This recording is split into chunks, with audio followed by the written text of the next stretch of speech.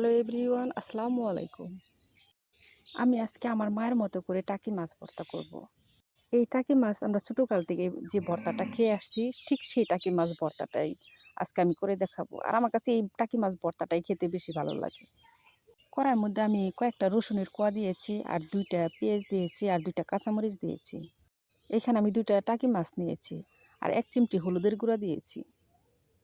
এখন আমি টাকি মাছ চুলার জাল মাঝারি আঁচে রেখে সেদ্ধ করে নেব। টাকি মাছ সেদ্ধ করতে বেশি পানি লাগে না, তাই আমি অল্প করে পানি দিয়ে টাকি মাছ সেদ্ধ করে নিয়েছি। এখন আমি দিয়ে দিব সয়াবিন তেল। তেলের মধ্যে আমি 2-3 মিনিট ভেজে তারপরে নামিয়ে নিব। টাকি মাছ ভর্তা করার জন্য আমি কিন্তু এখানে বেশি পেঁয়াজ রসুন এগুলা কিন্তু দেই নাই, কারণ এখানে পেঁয়াজ রসুনের থেকে টাকি মাছটাই বেশি থাকবে, তাহলে খেতে বেশি ভালো লাগবে। টাকি মাছ সেদ্ধ করা হয়ে গেছে, এখন আমি নামিয়ে নিয়ে কাটা ছাড়িয়ে নিব। টাকি মাছের কাটা কিন্তু ভালোভাবে ছাড়িয়ে নিতে হবে। টাকি মাছ ভর্তার মধ্যে যদি কাটা কোনো থাকে তাহলে কিন্তু খেতে ভালো লাগবে না।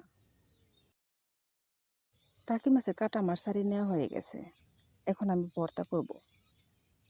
ভর্তা করার জন্য আমি এখানে 2টা শুকনা মরিচ আর 2টা কাঁচামরিচ নিয়েছি।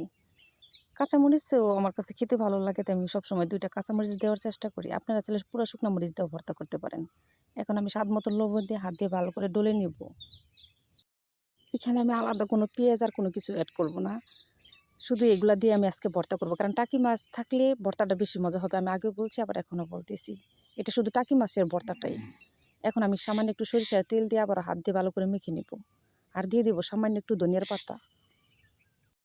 আর এই ভর্তার মধ্যে অবশ্যই একটু ধনিয়া পাতা দেবার চেষ্টা করবেন।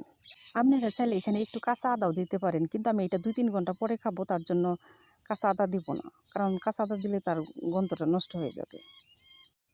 এরকম করে ভর্তা করে যদি সাথে সাথে গরম ভাত দিয়ে খান, তাহলে অল্প একটু কাঁচা আদা দিবেন। সবাই ভালো থাকবেন, আল্লাহ হাফিজ।